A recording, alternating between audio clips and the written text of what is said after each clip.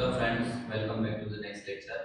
આપણે અત્યાર સુધીના લેક્ચરમાં મેન્ડલ જે છે ને એક સંકળનો પ્રયોગ અને દ્વિસંકળના પ્રયોગ જે છે એના વિશે અભ્યાસ કર્યો. હવે તમે જાણો છો એક સંકળના પ્રયોગ જે છે એના આધારે બે નિયમો તારવેલા હતા. એક પ્રભુતાનો નિયમ અને બીજું વિશ્લેષણનો નિયમ. જેને સામૂહિક રીતે નામ આપ્યું હતું મેન્ડલના આનુવંશિકતાના સિદ્ધાંત. બરાબર. હવે એની સરખામણીમાં પહેલું તો યાદ રાખવાનું છે કે મેન્ડલના દ્વિસંકળના પ્રયોગનું તારણ જે છે શું છે એનું નામ શું? એ નામ છે મુક્ત વિશ્લેષણનો નિયમ અથવા તો મુક્ત વહેંચણીનો નિયમ. બરાબર. Law of independent assortment. બરાબર. એનો અર્થ શું છે? એટલે એક સંકળના પ્રયોગનું તારણ ખાલી વિશ્લેષણનો નિયમ છે. દ્વિસંકળના પ્રયોગનું તારણ છે મુક્ત વિશ્લેષણનો નિયમ. આ બંનેમાં તફાવત શું છે? બરાબર. એ આપણે આજે સમજવાનું છે.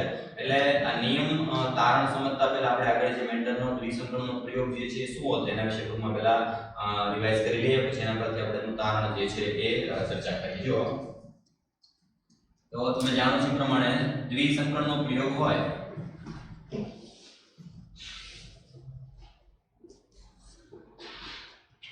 એમાં ટૂંકમાં આપણે પિતૃપેઢી જે છે એના તરીકે લીધેલ હતું. આપણે માત્ર તારણ લખશું અહીંયા. પિતૃપેઢી તરીકે લીધેલ હતું ગોળ અને પીળા બીજ, સામેની બાજુ ખરબચડા અને લીલા બીજ. એના પ્રમાણે એનું જનીન બંધારણ હતું capital R R capital Y Y, સામેની બાજુ બંને સ્મોલ આર બંને સ્મોલ આર. આવા બે છોડ જે છે એનું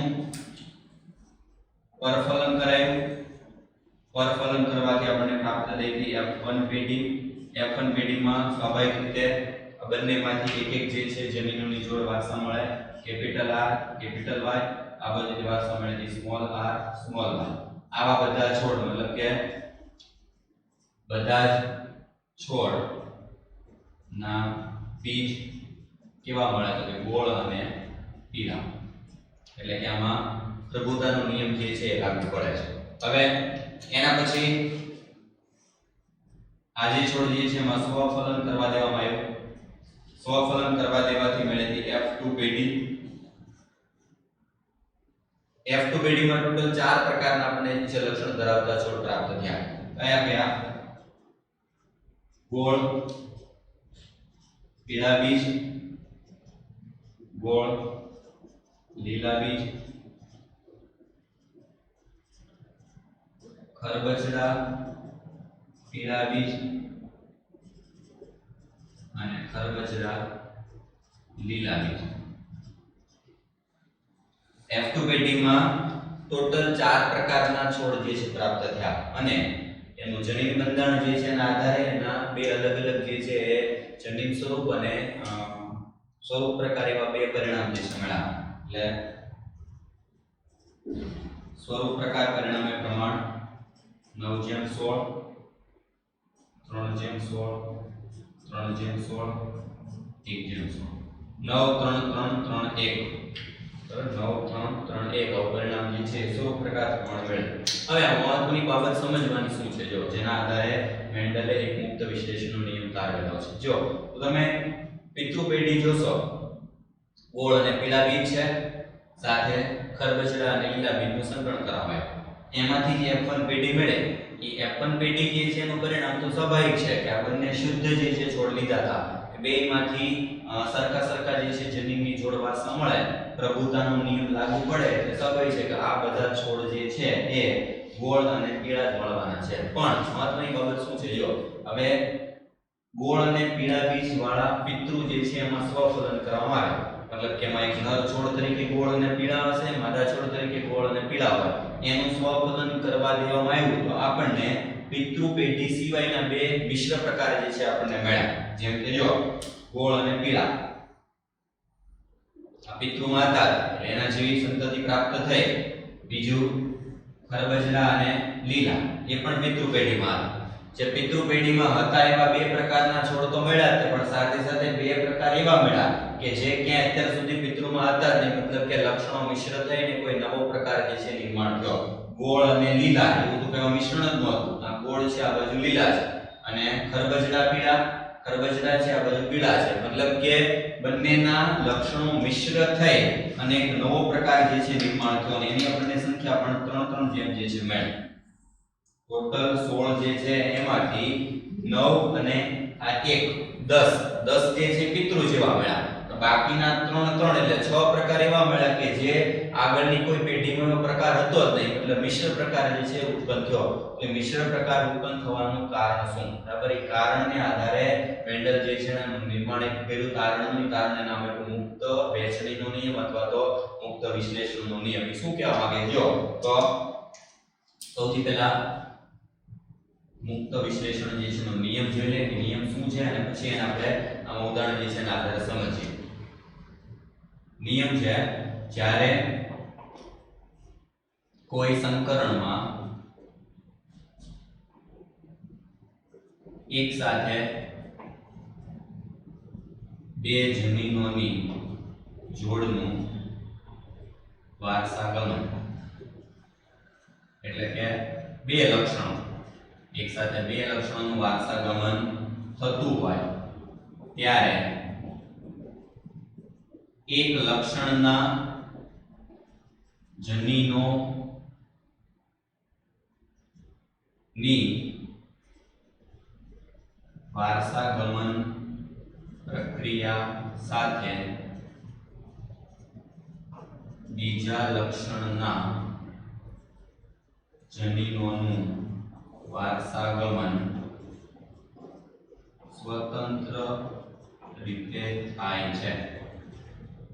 અર્થ શું છે? જો જોડ બે છે, ગોળ અને પીળા બે લક્ષણ છે. બે લક્ષણ જે છે એમાંથી જ્યારે ગોળ લક્ષણ મળે ત્યારે પીળું લક્ષણ સાથે જ જતું હોય, મતલબ જ્યાં ગોળ હોય ત્યાં પીળા જ હોય, ખરબચડા હોય ત્યાં લીલા હોય. બે અલગ લક્ષણ છે કારણ કે એક આકાર છે એક રંગ છે. આ બે લક્ષણો જો જોડમાં સાથે વારસામાં જતા હોય તો F2 પેઢીમાં બે જ પ્રકારના છોડ મેળવવા. ક્યાં? ગોળ પીળા અને ખરબચડા લીલા. તો આ બીજા બે પ્રકાર ક્યાંથી આવે? એનો મતલબ શું થાય કે F1 પેઢીમાં જે છોડ છે બરાબર, એ છોડમાં લક્ષણ ભલે આપણને દેખાય છે સ્વરૂપ પ્રકાર ગોળ અને પીળા, એની અંદરનું તમે જનીન બંધારણ જુઓ તો જનીન બંધારણ જે છે એમાં ચારે ચાર અલગ અલગ પ્રકારના જનીનો છે. કયા કયા? કે કેપિટલ R છે, સ્મોલ r છે, કેપિટલ Y છે અને સ્મોલ y છે. છોડ ભલે બહારથી આપણને ગોળ અને પીળા દેખાય છે, એનું કારણ શું છે? એમાં પ્રભુતાનો નિયમ લાગુ પડે છે. પણ મેન્ડલે એક વિશ્લેષણનો નિયમ આપ્યો તો એને શું કીધું હતું કે છોડમાં લક્ષણ ભલે ગોળ અને પીળા દેખાતા હોય પણ એની અંદર જો જનીન આવેલા હોય, કયું જનીન? જો સ્મોલ r અને સ્મોલ y. સ્મોલ r કોનું છે? તો કે જે છે ખરબચડા આકાર માટેનું અને સ્મોલ y એ લીલા રંગ માટેનું. તો આ બંને જનીનો એનામાં હાજર છે, દેખાતા નથી ભલે પણ એ હાજર છે અને એની પછીની પેઢીમાં એ વારસામાં આપી શકે અને આ બંને વારસામાં ગયા એટલે તેવો પ્રકાર મિશ્ર થયો. બરાબર, જો બંને પ્રકાર એટલે આપણે આના પરથી સમજી શકીએ. જો સ્વફલનમાં F1 પેઢી જે છે એના છોડ જે છે એમાં જનીન બંધારણ આવું r small r y small y. આવા જનીન બંધારણ ધરાવતા છોડ જે છે એનું સ્વરૂપ પ્રકાર કયું છે? તો કે સ્વરૂપ પ્રકાર તો માત્ર પ્રભાવી પ્રમાણ હોય, મતલબ કે ગોળ અને પીળા બીજ. પણ જ્યારે એ એની પછીની પેઢીમાં જન્યુ મુક્ત કરે,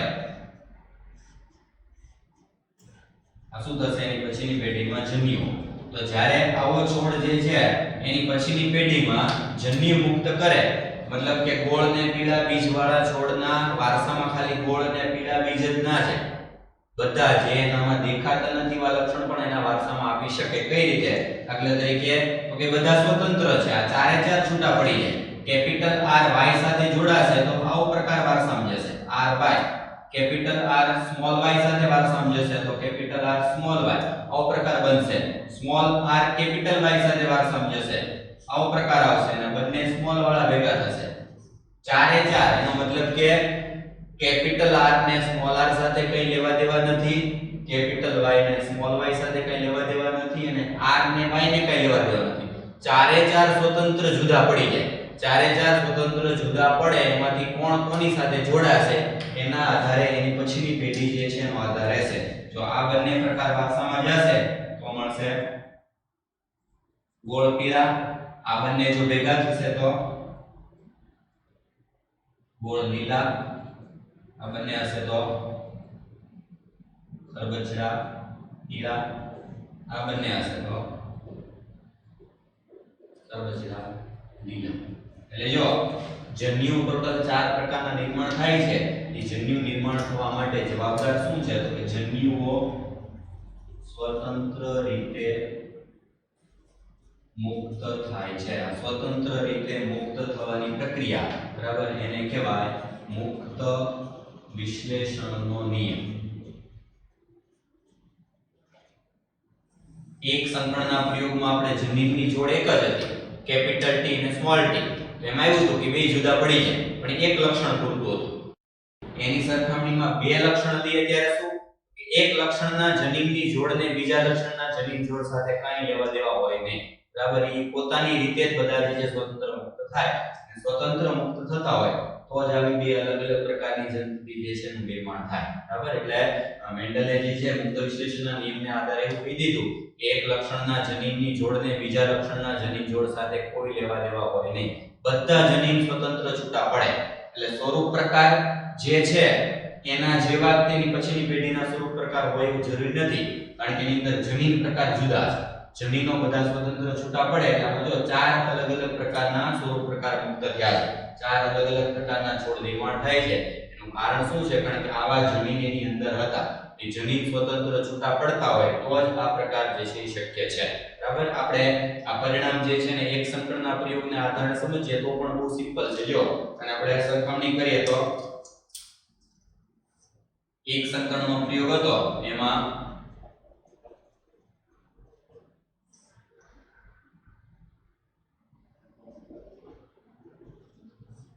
પરિણામ બે પ્રકારના હતા. એક હતું જનીન સ્વરૂપ પ્રકાર અને બીજું હતું જનીન પ્રકાર એટલે જીનોટાઇપ સ્વરૂપ પ્રકાર એટલે કે ફિનોટાઇપ. સમજવામાં એક સંકળનો પ્રયોગ જે છે ભણી ગયા એમાં તમે પ્રકાર ભણી ગયા કે જનીન પ્રકારનો જીનોટાઇપ જે છે પરિણામ હતું 1:2:1 અને સ્વરૂપ પ્રકાર જે છે એનું પરિણામ હતું 3:1. આનું આ પરિણામ જે છે આપણે દ્વિસંકળના પ્રયોગમાં લાગુ પડીએ તો લાગુ પડે છે. જો એક સંકળનો પ્રયોગ જે છે એની જગ્યાએ દ્વિસંકળનો પ્રયોગ. દ્વિસંકળના પ્રયોગમાં બીજું કંઈ નથી કર્યું, નિયમ આનો જ લાગુ પડે છે. જો એક સંકળમાં એક લક્ષણ હતું, બે સંકળ જે છે દ્વિસંકળમાં બે લક્ષણો છે તેના ગુણાકાર કરી દીધા એટલે આનું પરિણામ આ રીતે થાય છે. જો પરિણામમાં દ્વિસંકળમાં જનીન પ્રકાર શું મળે કે જનીન પ્રકારમાં જે એક સંકળનો પ્રયોગ હતો બરાબર એક સંકળના પ્રયોગ એને બે વાર ગુણી દીધા 1:2:1 ઇન્ટુ 1:2:1. આ જે પ્રમાણ મળશે એ દ્વિસંકળનો હશે. સેમ જ રીતે સ્વરૂપ પ્રકાર પણ આ રીતે મળી જાય. સ્વરૂપ પ્રકાર જે એક સંકળમાં હતું એ કયું હતું 3:1 તો 3:1 ઇન્ટુ ફરીથી 3:1.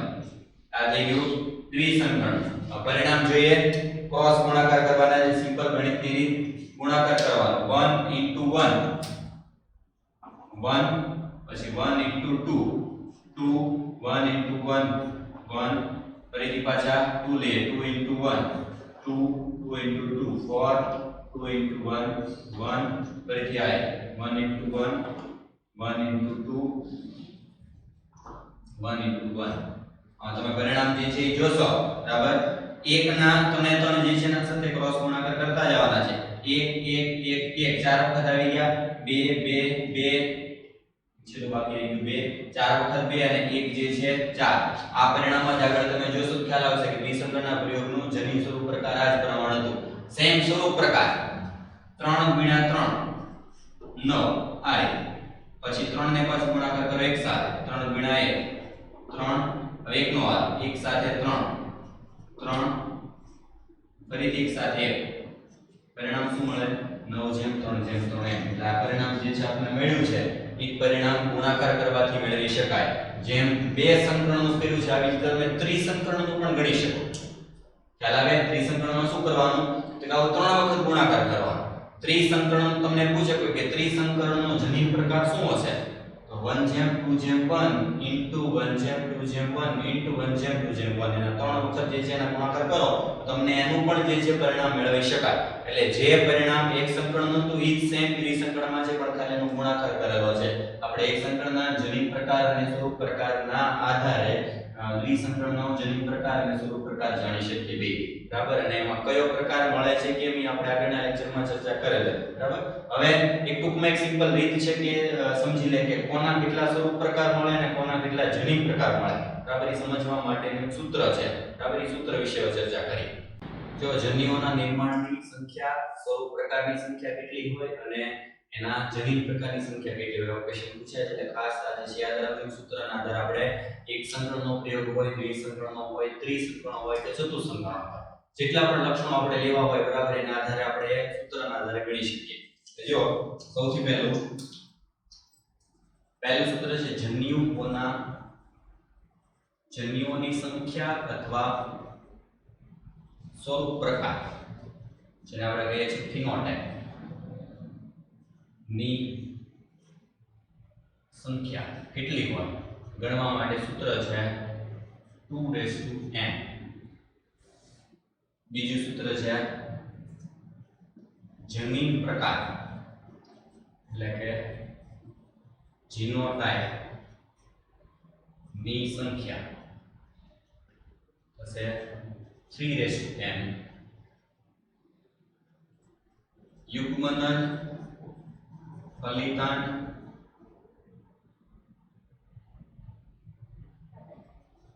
ની સંખ્યા 4n. ત્રણ સૂત્ર છે. ત્રણ સૂત્રના આધારે આપણે કોણ કયા સંકળનમાં કેટલી સંખ્યા મળશે આપણે ગણી શકીએ. જો એક ઉદાહરણ આપણે તમને ખ્યાલ આવશે. જેમ કે સૌથી પહેલા લઈએ એક સંકળનો પ્રયોગ.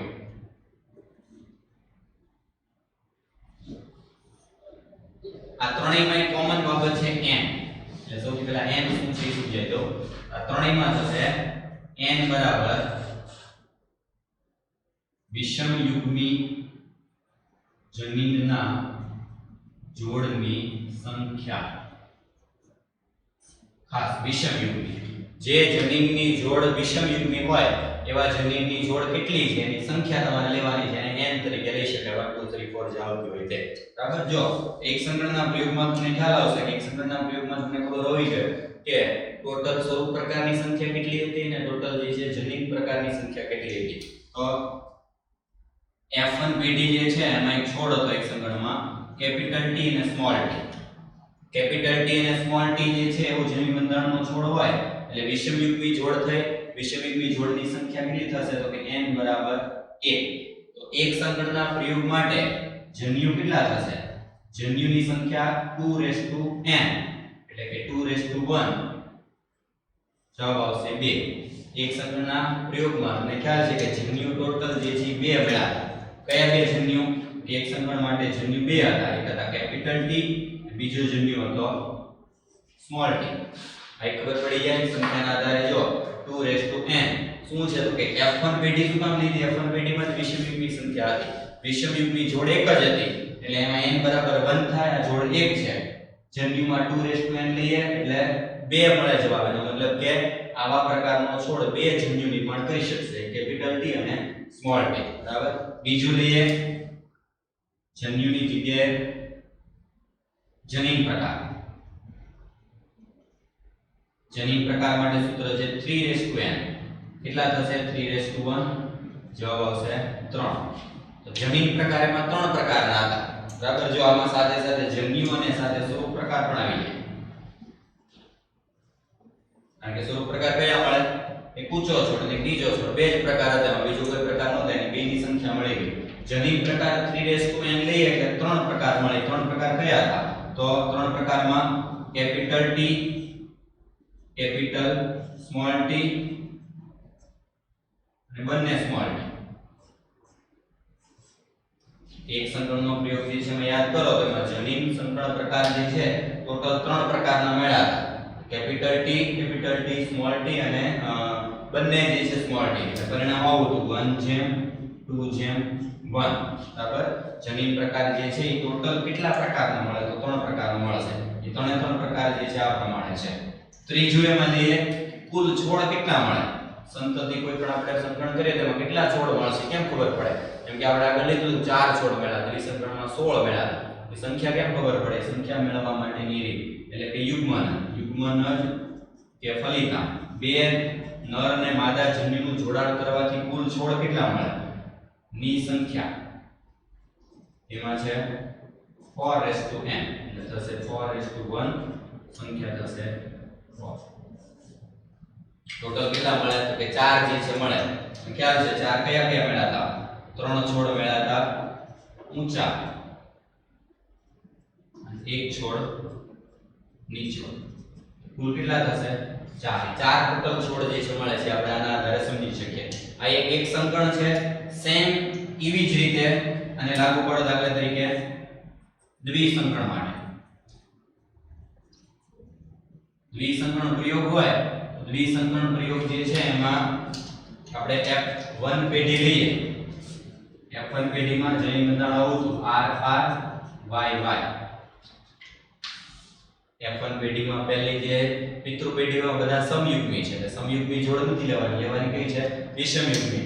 વિષમયુગ્મી જોડ જે છે F1 પેઢીમાં ટોટલ સંખ્યા કેટલી થઈ જો 1 અને 2 એટલે n બરાબર 2. n બરાબર 2 છે તો આપણે સૂત્ર લાગુ પાડીએ. જેમ કે પહેલું એમાં કેટલા પ્રકારના જન્યુ મળશે. જન્યુ અથવા સ્વરૂપ પ્રકાર એની સંખ્યા એટલે 2n કેટલા થશે 2n બરાબર 2 સંખ્યા થશે 2 * 2 એટલે 4. 4 ટોટલ એમાં જન્યુના પ્રકાર હશે અને 4 પ્રકારના સ્વરૂપ પ્રકાર હશે. બરાબર જાણો છો. આપણે જવાબ તરીકે લખીએ જન્યુ કયા કયા મળ્યા હતા R capital Y, R small y, small r capital Y અને બંને સ્મોલ r. 4 પ્રકારના જન્યુ મળ્યા હતા અને આવા 4 પ્રકારના સ્વરૂપ પ્રકાર હતા. સ્વરૂપ પ્રકાર કયા કયા હતા ગોળ અને પીળા, ગોળ અને લીલા, ખરબચડા પીળા અને ખરબચડા લીલા. 4 જ કેમ મળે તો આના આધાર પર પડે. એમાં 4 સંખ્યા 4 પ્રકારના જન્યુ જે છે મેળવી શકાય. એવી રીતે બીજું છે જીનોટાઇપ એટલે કે જનીન પ્રકાર. જનીન પ્રકારની સંખ્યા સૂત્ર છે 3n. કેટલા થશે આમાં 3:2 અને n બરાબર મળ્યા છે 2 એટલે 3 * 3 જવાબ આવશે 9. 9 પ્રકારના ટોટલ એમાં જનીન પ્રકાર મળે. આપણને સંખ્યા ખબર પડે જનીનો કેટલા પ્રકારના છે તો કુલ 9 પ્રકારના છે. જો પરિણામ યાદ કરો તો ખ્યાલ આવશે કે દ્વિસંકરણના પ્રયોગ જે છે એમાં જનીન બંધારણ આવું મેળવે 1 1 1 1 2 2 2 2 4. આની સંખ્યા ગણો કેટલા પ્રકાર છે ટોટલ 1 2 3 4 5 6 7 8 અને 9. એટલે 9 પ્રકારના ટોટલ જનીન પ્રકાર અલગ અલગ મળે. એની કુલ સંખ્યા મળી ગઈ આપણને કે 9 પ્રકાર હશે. 9 પ્રકાર કયા કયા હશે કેટલા મળે છે તમારે યાદ રાખવું પડે. એની રીત અલગ છે પણ એની સંખ્યા આપણને કુલ જે છે ખબર પડી જાય. એવી રીતે ત્રીજો ભાગ છે યુગ્મનજ કે ફલિતાંક ની સંખ્યા. સૂત્ર શું છે 4:n.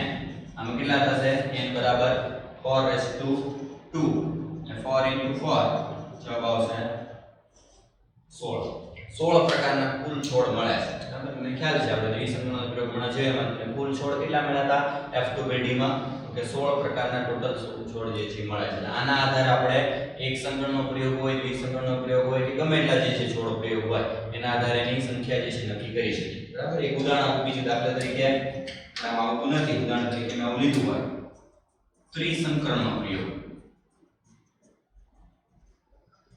ત્રિસંકરણનો પ્રયોગ હોય તો ત્રિસંકરણના પ્રયોગમાં અલગ અલગ 3 જન્યુની જોડ F1 પેઢીમાં આવે. ઉદાહરણ તરીકે આવું રાખું છું A B B C C. કેટલી અલગ અલગ જોડ થાય ટોટલ તો ત્રિસંકરણના પ્રયોગમાં ટોટલ જોડ વિષમયુગ્મી મળે n બરાબર 3. તો ત્રિસંકરણના પ્રયોગમાં જન્યુ કોઈ પણ કેટલા નિર્માણ થાય એક પિતૃના. જન્યુ માટે 2n એટલે કે 2:3 કેટલા થશે 2 * 2 * 2. 9 પ્રકારના ટોટલ જન્યુ નિર્માણ થશે. જેમ દ્વિસંકરણના પ્રયોગમાં 4 પ્રકારના જન્યુ હતા એમ જો ત્રિસંકરણ પ્રયોગ લીધો હોય એટલે આપણે 3 લક્ષણ સાથે લીધા હોય તો 9 પ્રકારના જન્યુ નિર્માણ થાય. સેમ એ જ રીતે એના જનીન પ્રકાર માટે 3n એટલે 3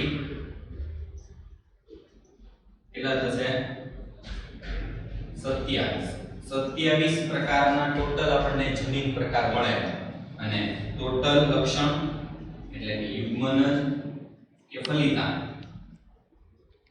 ત્રિસંગણ પ્રયોગ કર્યો હોય આપણે મેન્ડલમાં ત્રણ લક્ષણ લીધા હોય તો છેલ્લે ટોટલ છોડ કેટલા મળશે એમાં આવે 4n 4:3 4 * 4 ટોટલ પ્રકાર મળે 64 બરાબર 64 ટોટલ જે છે પ્રકાર મળે નાનું તમને બીજું ઉદાહરણ આપી દઉં ત્રિસંગણનો પ્રયોગ એટલે એમાં ઉદાહરણ તરીકે આપણે આગળ આવે છે માનવમાં ચામડીનો રંગ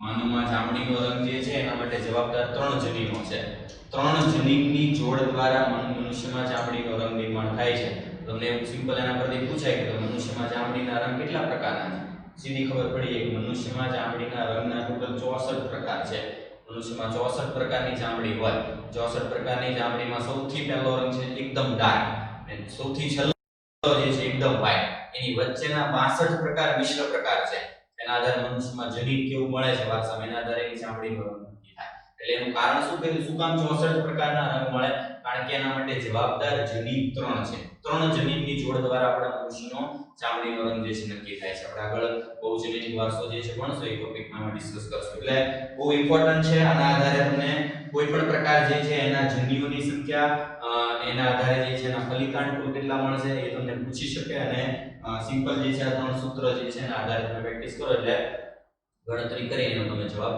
મેળવી શકો બરાબર હવે આના પછી આગળ આપણે પ્લિયોટ્રોપિક જેની જે છે બહુજનીન વારસો અને બહુવિકલ્પિક કાર્યો ટોપિક આપેલો છે એના પછીના લેક્ચરમાં અભ્યાસ કરશું